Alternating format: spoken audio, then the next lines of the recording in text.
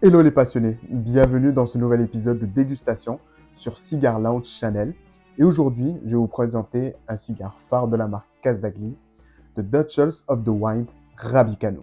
Alors, tout commence au 19e siècle en Égypte, où la famille Casdagli, passionnée par les chevaux arabes, fonde leurs premières écuries à Sheikh Obeid, pas loin du Caire.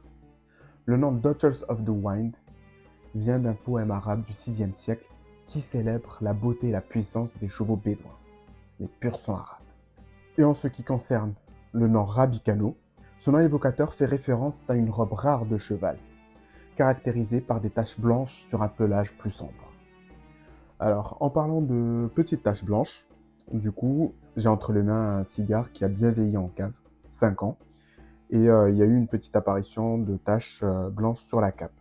Donc ne vous inquiétez pas, ce n'est pas de la moisissure. Ces taches apparaissent une fois que les huiles essentielles du tabac remontent à la surface de la cape. Et du coup, avec une petite brosse, par exemple une brosse à dents, bien sûr, qui n'a jamais été utilisée, vous pouvez frotter légèrement et tout doucement sur la cape pour pouvoir enlever et faire disparaître ces taches. On est sur un format Salomon de 18 cm 54 et une bague de 57 à 50, ce qui est une vraie prouesse de roulage qui garantit une combustion lente et évolutive.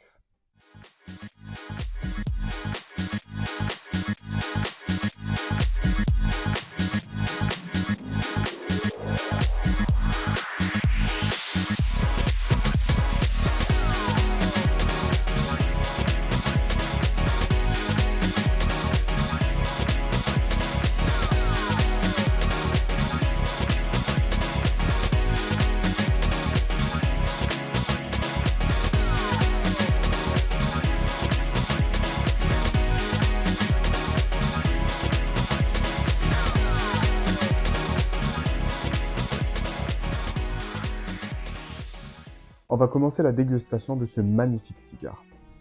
Alors du coup, il est composé d'une cape équatorienne, d'une sous-cape costaricaine. Et en ce qui concerne la tripe, alors vous êtes sur un mix rare de tabac péruvien, costaricain et dominicain.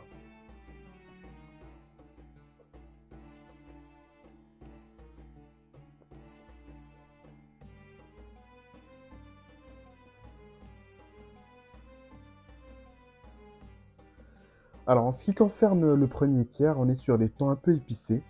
Je trouve aussi un peu sucrés, qui nous font penser un peu au mélange vanille caramel et voire un peu de cannelle aussi.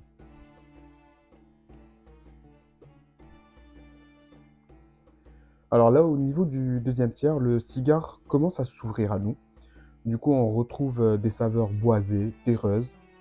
On a aussi des notes de cuir noble et je dirais même de cacao un peu amer, vu qu'il y a un peu d'amertume.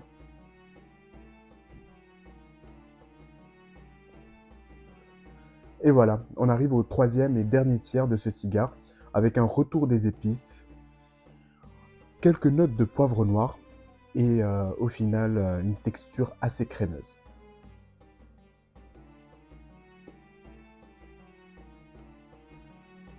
Le Duchess of the Wine Rabicano, c'est plus qu'une simple expérience, c'est un hommage au savoir-faire artisanal, c'est une œuvre d'art complexe pour les amateurs de cigares.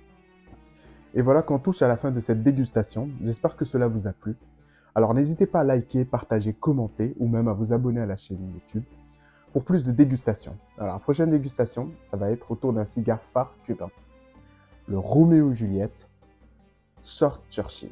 Je vous raconterai l'histoire et on fera la dégustation ensemble. Je vous dis à très bientôt.